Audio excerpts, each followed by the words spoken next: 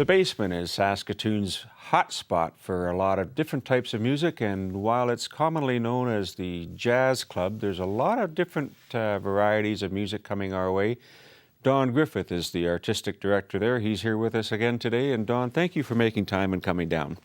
Thanks for having me, Randy. I want to talk a bit about yourself and your musical background first before we get into the club itself, because you're a very interesting person when it comes to your ability to play and some of the history you bring to this club. Where did Don come from and how did he get to be here? Whoa, that's a big question. I wish you I had told me to ask you that. I wish I had prepared that one. Well, you know, I was born and raised in Winnipeg and loved music long before I played it and just had a desire to play it. And eventually I figured out that I wanted to play sort of jazz, blues, rock and roll piano. I love the piano. And I took my time getting there. You know, I have a Bachelor of Music, which is interesting, but I don't tell too many people about that. You know, you don't get in the music business saying to people, I have a Bachelor of Music or I have my grade 8 piano. I mean, it's really if you can play. And so I figured out that I had to move to Toronto. I moved to Toronto from Winnipeg and started working there. And working in the music industry? In the music industry. Yeah. I worked as a freelancer, and I was touring through Saskatchewan in 1985 and met my wife. And of course, my life changed, and I moved to Saskatoon in 1987. And have been a musician since then in Saskatoon. But I also did teach for 25 years at Bishop Mahoney High School.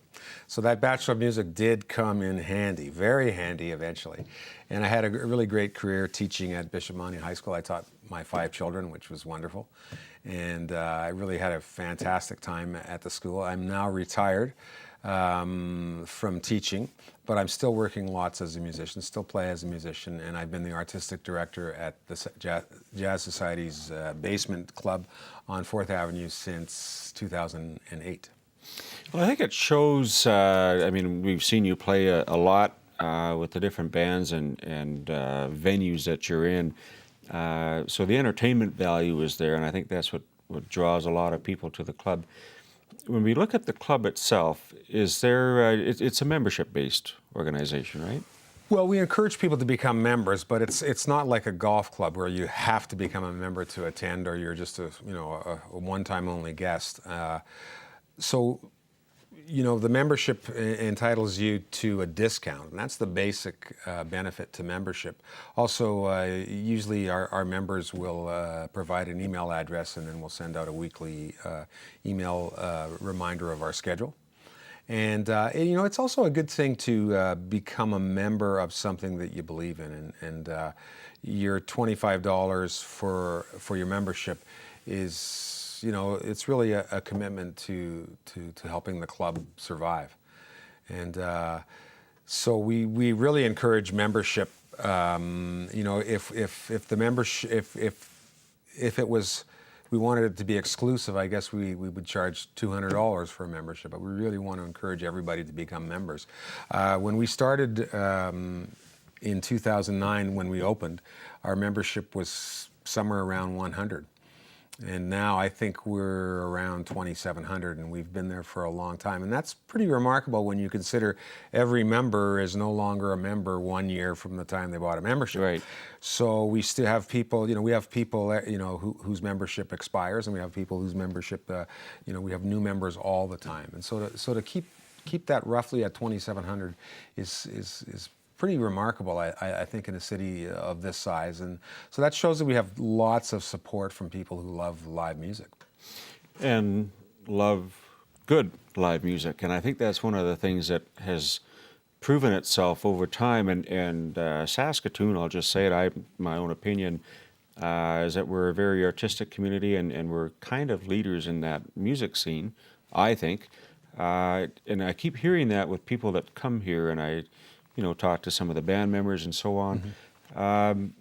When I look at the makeup of who's coming, this isn't necessarily just a jazz club. Can you shed some light on how you draw the acts that are coming here and why you choose who you do? who's available and things of that nature? Because it's not just about jazz. Well, Randy, that's an interesting topic. If we were just a jazz club and we present 135 shows a year, and if we represented 135 jazz shows a year in a city the size of Saskatoon, we would last about 6 months. We wouldn't get through the year because the market for jazz in a city of 250,000 is you just couldn't do it. Regina, for example, their jazz society presents somewhere between 12 and 15 shows a year. Now, we present probably 45 legitimate ticketed jazz shows a year, plus 40 Piano Fridays, which are jazz. So we have a lot of jazz, but we really just can't. Our model is that we need other shows, other type of programming to make it work. And it's when you say make it work, it's to pay our bills, right? And so the old Basement used to actually rent the place out to outside promoters. And so when we moved into the new venue, we thought, well, why not take control of who comes in here? And so that it all sort of, things made sense. And if you look at our program, it does make sense.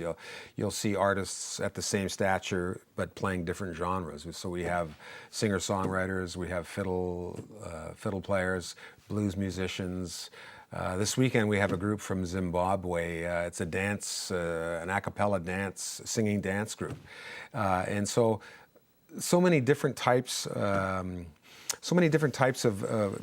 musical acts fit into what we present. And the idea is that they're all at a level that, like every artist wants to play, generally speaking, they want to play larger venues. And so we're a venue that's more intimate. Basically, we can hold 200 people in the place. And so these are people on their way up, or artists who are probably going to remain at that level and tour across the country and play venues that size. Not everybody gets to play in big hockey arenas. And actually, not everybody wants to play in big hockey arenas. That sort of brings me to something that the Basement has that you don't get. I love Sask Place. It's a great place for a hockey game and sometimes a great place for a concert. But when you have to look at the artist on a television screen, that tells you that perhaps you're not really seeing the artist. Whereas at the Basement, you can, the artist walks right by you in the room. And there's an intimacy there in a smaller venue that you just can't. You can't even get that at a soft seat theater like TCU is a wonderful place to see the symphony, but there are some artists that you're so far away from them. So that's the thing about the Basement. I think that its big selling point is that you feel a connection to the artist, and the sound in there is really quite good also. And so there's an experience. Bigger is not always better.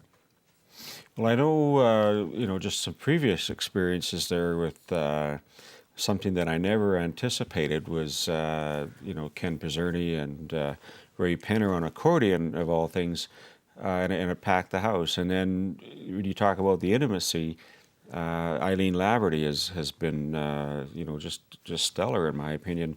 When I see the success of the Junos and the Songwriters Circle, I think we crave that interaction with the artist. Talk a bit about the Piano Fridays before we get into some of the acts that are coming, because it. Well, Piano Fridays is one of the easiest ways to get into the Basement because if you look at the program online, or if you have a brochure, you look at it and you go, well, I don't know what I like. Where is this place? So if some of your viewers have never seen the place and are just a little bit perplexed as to how does this work, a good sort of trial run is to come to Piano Fridays, and basically it's free. We have all the better piano players in town playing. They each get a Friday, and then the rotation repeats. And so every Friday there's a piano player playing at the Basement from 4:30 to 7:15, and you basically find a place to park. Come downstairs. You sort of have to figure out how to get, because it is in the Basement, and it's where the old post office is, and that's actually called, I think, Saskatoon Square East.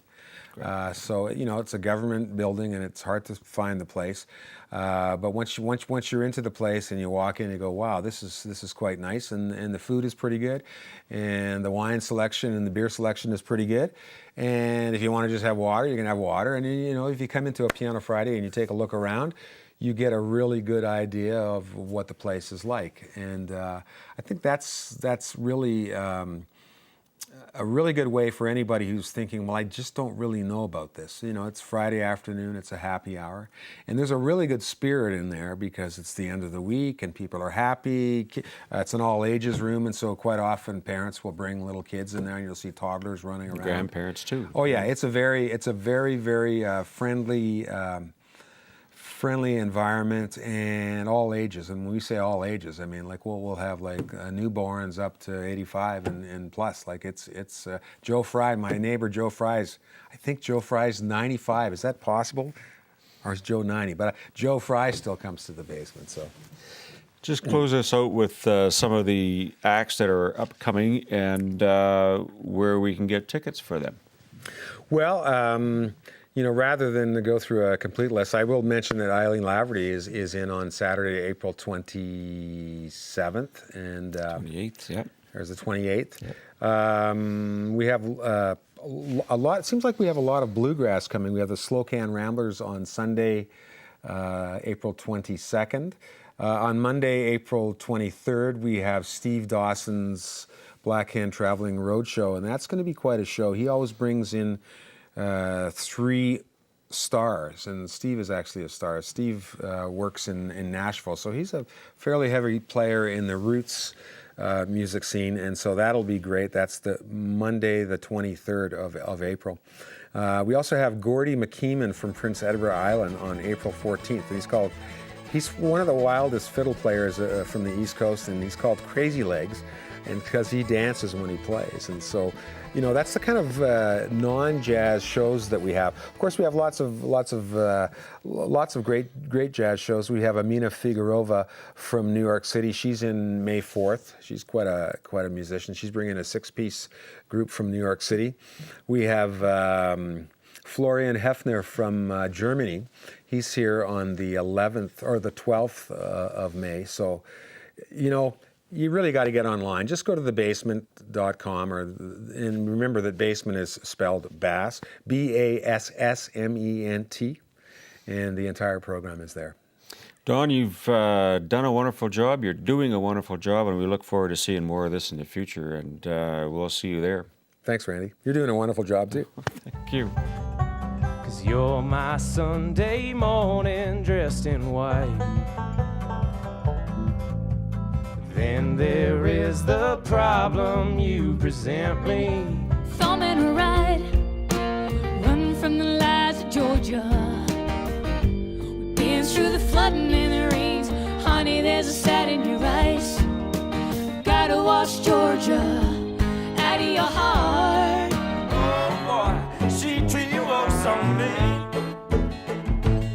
Tell you're riding in that 65 twin bed.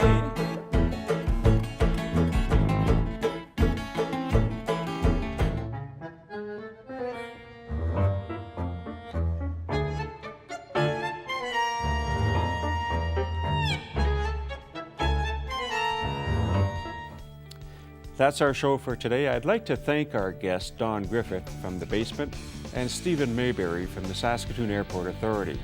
I want to thank all of you for watching. I'm your host, Randy Shabilo. We'll see you next time on Connect.